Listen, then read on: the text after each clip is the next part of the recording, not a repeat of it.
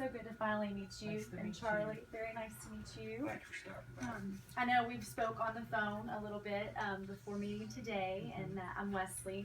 Charlie, I know we haven't really had a chance to talk. I'm with 7 counties again, and I am a social worker through them, and I help with families, or I help assist families in gathering the resources they need, answering questions that you guys might have, trying to offer advice, and also locate resources outside the home that would help and be beneficial to you guys to help any issue or concern that you guys are currently dealing with. It's my understanding that you have 2 grandbabies, Devin and Sylvia, and you guys are taking care of them both right now? Yes. Okay. Yes. And so what brings us here today? Devin's asking questions about why his mother's not here and having a little bit of behavioral problems. Having some behavioral issues? Yes. Is Devin's, now I know we talked on the phone about some possible drug use or substance Yeah. abuse. Devin's mom is currently, is she on heroin, is that right? Yes, Carol. Okay. And since she's been on heroin, has she called or tried to reach out to him? No. Okay. No. How does that make you guys feel as far as your emotional response when he asks questions like, "Where's my mom?" Yeah, it makes me mad at her for putting him through that. Absolutely. And you kind of have to revisit the situation by answering those questions and getting upset all over again. Yes. Does he have any behavioral issues at school right now that he's dealing with? Just touching other kids, but he's doing pretty well in school. Okay, so some physical contact, but mainly it's here at home that he's having Right. questions. And is he getting upset when he asks the questions? He does. He acts mad. He acts Either at mad. myself or Charlie. Frustrated? Yeah. Okay. Does he ask any particular question or Just where she's at and why she left, why she left? or why she's not coming home. Okay, and then what is typically your response when he does ask those questions? I tell him that she's having some troubles that she needs to work on before she can come home.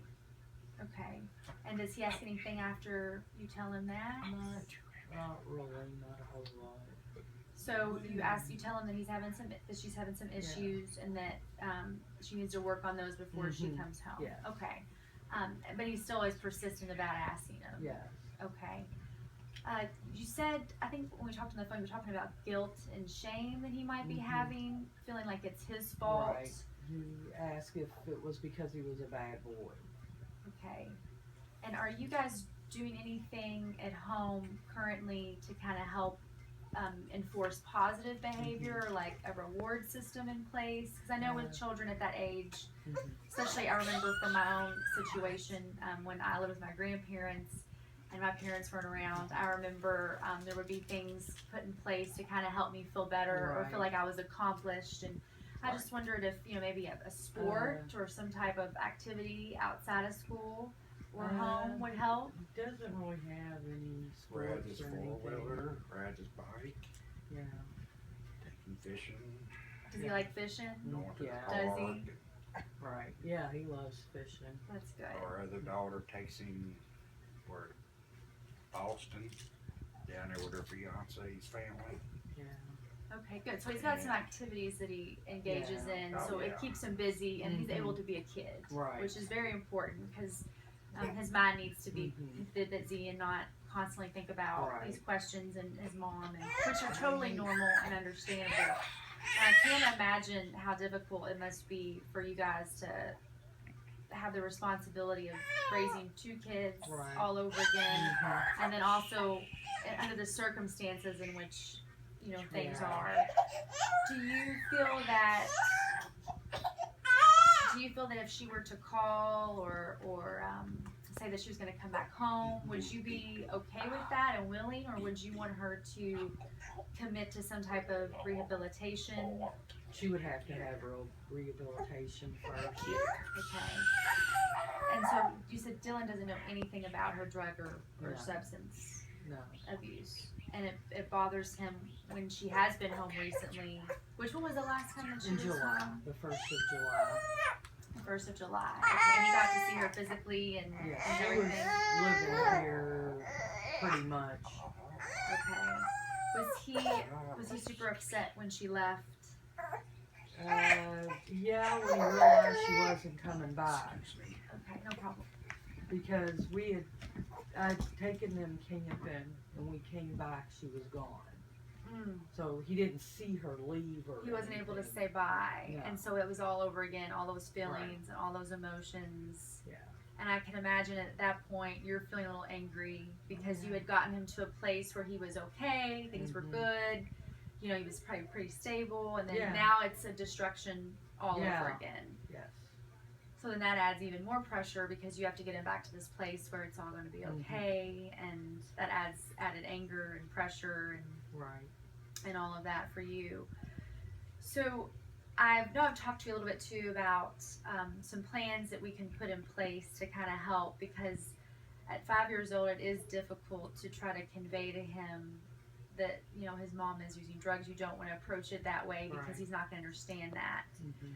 So, you know, the Morton Center, which is a local center off Barrett, which isn't very far from your residence at all, would be something that would be a little more convenient too than having to travel very far outside of here in the neighborhood.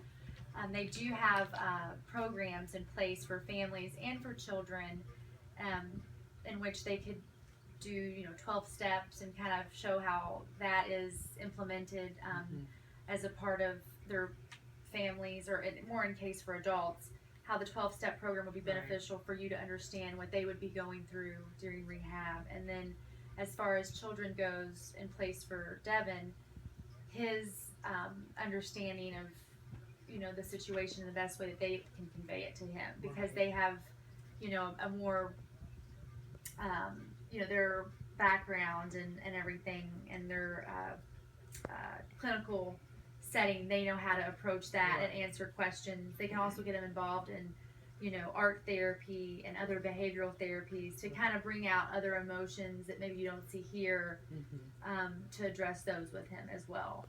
I hope I explained that clearly, but they're put into place for a reason, and that's because it is difficult to talk to any kid about this type of situation.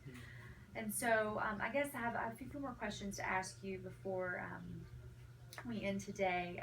How are you and Charlie doing? How are you guys doing emotionally with everything? I know you all have to be kind of the rock for him. I think we're doing okay. I mean, we worry about her and get aggravated with her. I get aggravated with having to do all this again sometimes, although I wouldn't trade them for anything. Right. And that's totally understandable. I just want to make sure that, you know, there are also programs within the city, and I'll get with you on that as well, grandparent support groups where you can relate to other grandparents who are going through the same thing, having to be the parents all over again. Because it's also important that you guys, your all's needs are being met too, that you and him can still do the things that you all need to do for yourselves, and be able to take care of your needs so that you can be a great grandparent to Devin and Sylvia. So on that note, I will look forward to meeting you guys again next Tuesday in the evening, if that works out well. And also, before we go today, I just have some paperwork. It's a confidentiality agreement. It just discusses clients' rights, and then how I will practice under the best ethical way as a social worker, and ensuring that everything that stays between us, you know, as long as it's not abuse or anyone has said anything about hurting anyone, hurting themselves, as long as there is nothing mentioned like that, everything will stay between us. And the most important thing to understand too is that with family social workers, and just my purpose in coming to help you guys, is that while I can offer advice and suggestions and be the most, you know, supportive that I can, it is up to you guys to implement the change. And so, you know, I'm not here to always help, you know, facilitate resources and whatnot. I am, you know, I am gonna try to give you what you need when I'm not here to help you further that change and improve and make sure that Devin and Sylvia are getting what they need and you guys are too. Okay. So I look forward to meeting with you next Tuesday, and it was great to finally Nice meet you, to meet you Annie. too. Thank you so much.